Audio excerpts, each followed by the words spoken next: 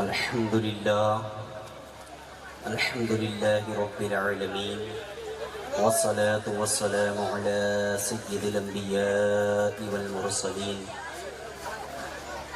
व अला आलिहि व अस्हाबिहि अजमईन। अम्मा बअदु फ़अऊज़ु बिल्लाहि मिनश शैतानिर रजीम।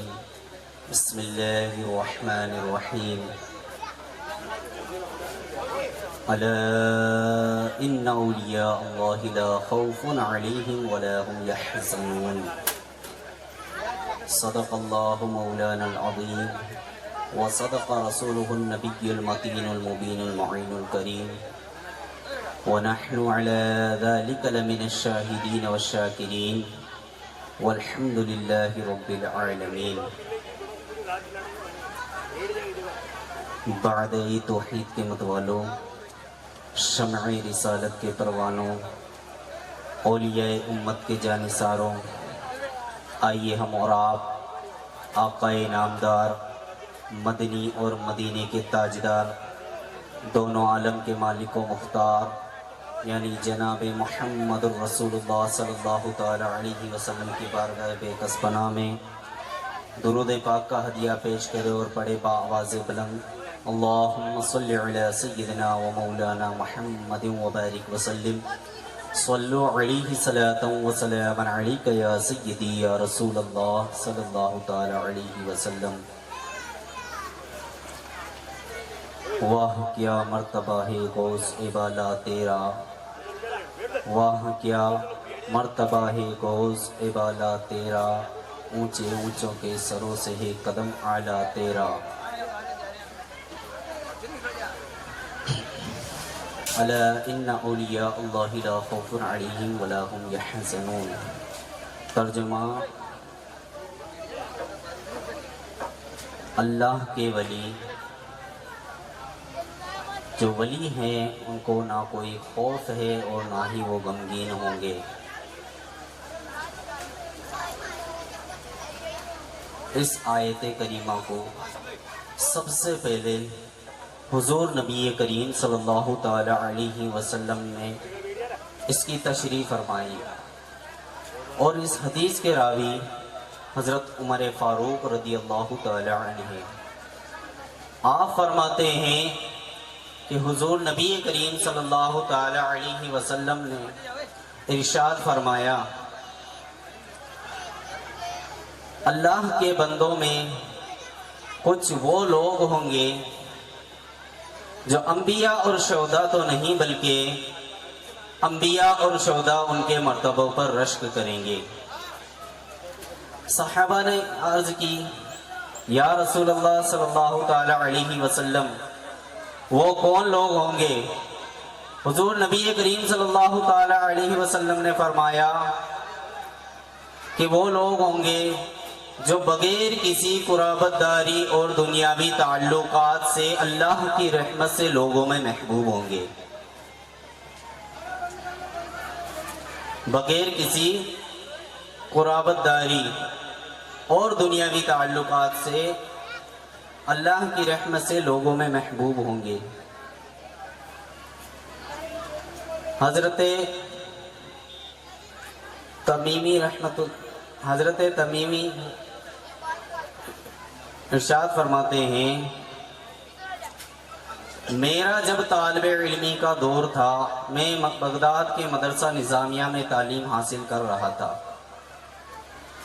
एक दिन हमें इल्म हुआ कि शहर बगदाद से कुछ दूर एक मकबूले खुदा है जिन्हें गौस कहा जाता है।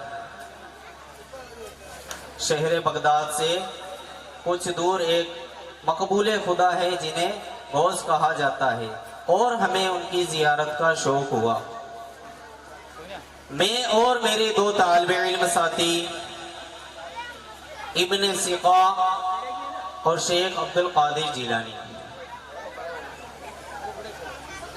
इब्न सिका कहते हैं कि मैं उस गौस से ऐसा सवाल करूंगा कि वो उसका जवाब नहीं दे सकेंगे। तीनों जब सफर पे निकले, जब उस बुजुर्ग की बारगाह में पहुंचे तो क्या देखते हैं, अचानक वो बुजुर्ग गायब हो गए। और कुछ देर में फिर जाहिर हुए और इब्ने सिका की तरफ गजब की निगाह करके फरमाया, ए इब्ने सिका, अल्लाह तबारक व तआला तेरा भला ना करे। अल्लाह तबारक व तआला तेरा भला ना करे। तू मुझसे ऐसा सवाल पूछना चाहता है जिसका मसला मुझे मालूम नहीं है। तो सुन, तेरा सवाल ये है और उसका जवाब ये है।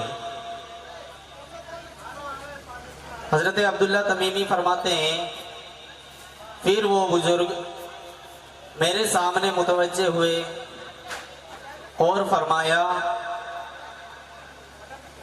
ए अब्दुल्ला, तू मुझसे ऐसा सवाल पूछना चाहता है जिसका जवाब मेरे पास ना हो।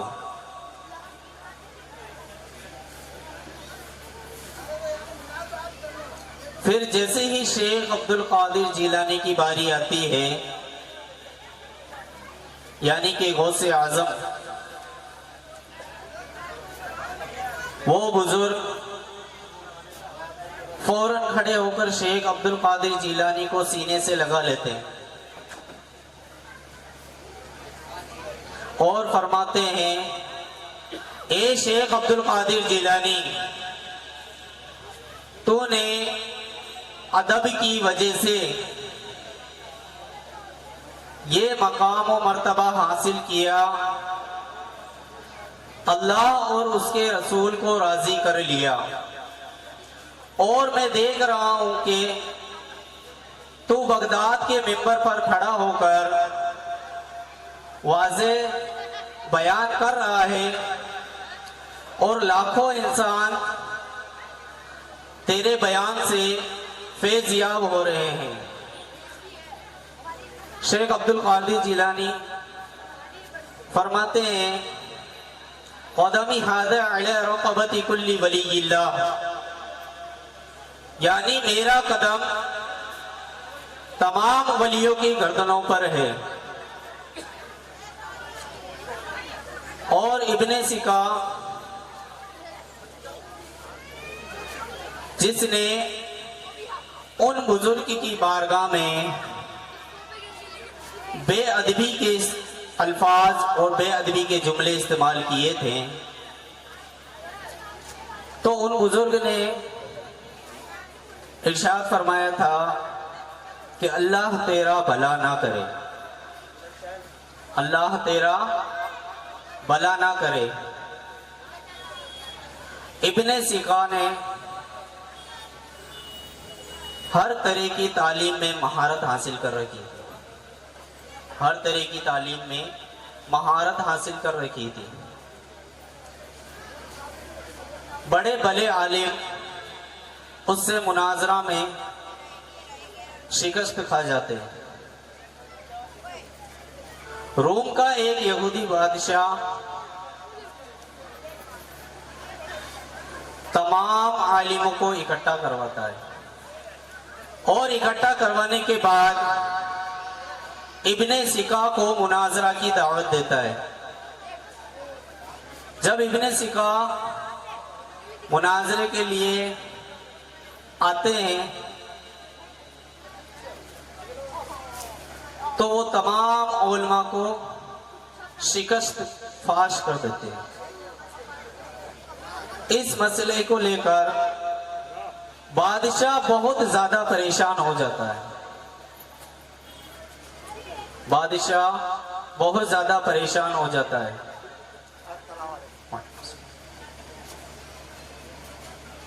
जैसे ही इब्ने सिका की नजर बादशाह की बेटी पर पड़ती है, इब्ने सिका उस पर आशिक हो जाता है। इब्ने शिका उस पर आशिक हो जाता है और बादशाह से कहता है कि ए बादशाह, तेरी बेटी का निकाह मुझसे करवा दे। बादशाह कहता है, मेरी बेटी का निकाह तुझसे एक ही शर्त पर हो सकता है कि तू दीने इस्लाम छोड़ दे। दीने इस्लाम छोड़ दे। इब्ने सिका ने उस बादशाह की लड़की के लिए दीने इस्लाम छोड़ दिया। जैसे ही बादशाह अपनी बेटी का निकाह इब्ने सिका के साथ करता है, फौरन उसी वक्त इब्ने सिका के जिस्म में कोढ़ की बीमारी शुरू हो जाती है और बादशाह उसको उठवाकर शहर से बाहर फेंकवा देता है, क्योंकि ये एक अल्लाह के वली की ज़बान थी। अल्लाह की शान में अल्लाह के वली की बेअदबी करने की वजह से इब्ने सिका को ये सजा दी गई। जो लोग इब्ने सिका के पास से गुजरते उस इब्ने सिका के ऊपर लानत भेजते कि ये वो शख्स है जिसने अल्लाह के वली की शान में बेअदबी के जुमले इस्तेमाल किए।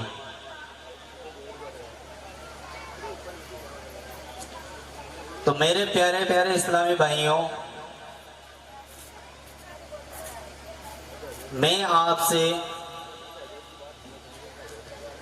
यही कहना चाहता हूं कि किसी के साथ अच्छा हो या भला, भला हो या बुरा, कभी किसी के साथ बेअदबी के जुमले इस्तेमाल नहीं करने चाहिए।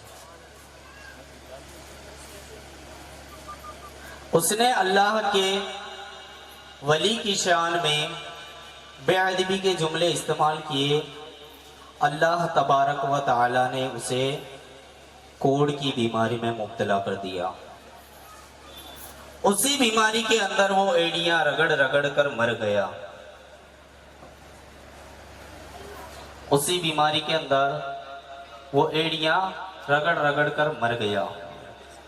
अब्दुल्ला तमीमी फरमाते हैं, जिस तरह उन बुजुर्ग ने फरमाया था इब्ने सिका के साथ अल्लाह तबारक व तआला ने ठीक वैसा ही किया। यानी अल्लाह तबारक व तआला की तरफ से उस पर गजब नाजिल हुआ।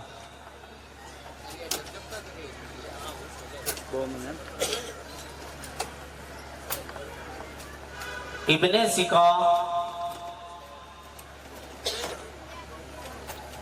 जो एड़ियां रगड़ रगड़ कर मर गया।